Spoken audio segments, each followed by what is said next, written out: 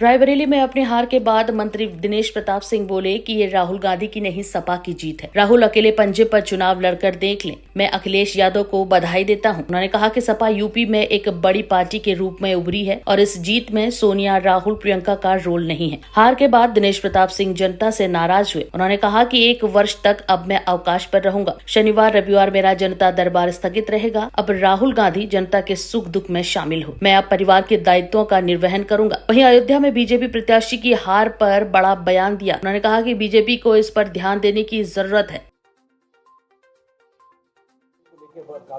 ये भारतीय जनता पार्टी और दिनेश सिंह जैसे कार्यकर्ता के लिए गंभीर चिंतन का विषय है, इसमें कोई दो राय नहीं है। अगर जहां हम भगवान श्री राम का मंदिर, भव्य मंदिर 500 वर्षों के बाद निर्माण कराते हैं और बड़े बड़े एयरपोर्ट और रेलवे स्टेशन, बड़े विकास का निर्माण कराते हैं, तो कहीं न कहीं जो जनता के बीच में मैं पहली बार कह चुका हूं, भ्रम पैदा किया है, उस भ्रम को हम लोग यथाशीघ्र दूर करके भारतीय जनता पार्टी के पक्ष में एक अच्छा वातावरण बनाने में कामयाब होंगे और फिर से जितना भी भारतीय जनता पार्टी का नुकसान हुआ है उसकी हम लोग भरपाई करने में सफल होंगे। राहुल गांधी के लिए क्या कहना चाहेंगे?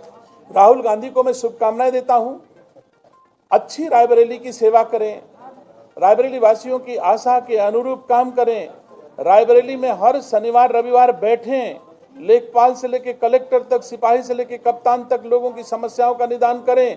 रायबरेली के देवतुल्य लोगों की बेटी और बेटियों की शादी में आशीर्वाद देने पहुंचे, किसी बुजुर्ग के न रहने पर कंधा दें, गंगा घाट पर पहुंचे। जो दिनेश सिंह करते आए हैं उन दायित्वों का निर्वहन शायद राहुल गांधी जी को अब करना चाहिए और वो करेंगे और मैं सकारात्मक सहयोग राहुल गांधी जी को भी दूंगा। लेकिन रायबरेली की देवतुल्य जनता से एक आग्रह करता हूं कि 2019 से 2024 के बीच में मेहनत और परिश्रम अधिक करने के कारण मेरे पारिवारिक दायित्व पीछे छूट गए हैं।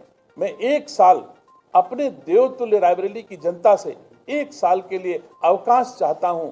यह काम जो मैं करता आया हर शनिवार रविवार को अब राहुल जी करेंगे। 1 साल के लिए मुझे अवकाश दे दें, उसके बाद फिर से मैं अपने सेवाओं पर लौटूंगा और फिर शनिवार रविवार बैठूंगा। तब तक शनिवार रविवार बैठने का क्रम राहुल जी के ऊपर मैं देता हूं। वो शनिवार रविवार बैठ करके दायित्वों का निर्वहन करेंगे।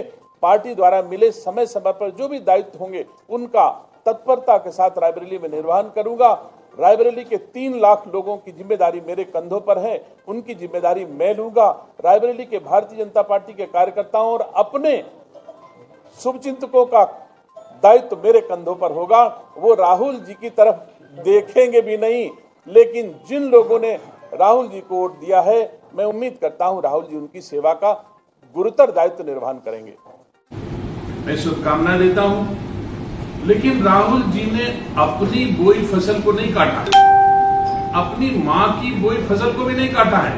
उनको गलतफहमी होगी, हमको कोई गलतफहमी नहीं है। फसल तो समाजवादी पार्टी के कार्यकर्ताओं नेताओं की फसल, वो आए और काट के लेकर चले गए और गलतफहमी पाल लिए कि मैं सांसद होकर के रायबरेली से आया। हम सब जानते हैं 2022 के विधानसभा के चुनाव में 3,99,000 वोट समाजवादी पार्टी को मिला था।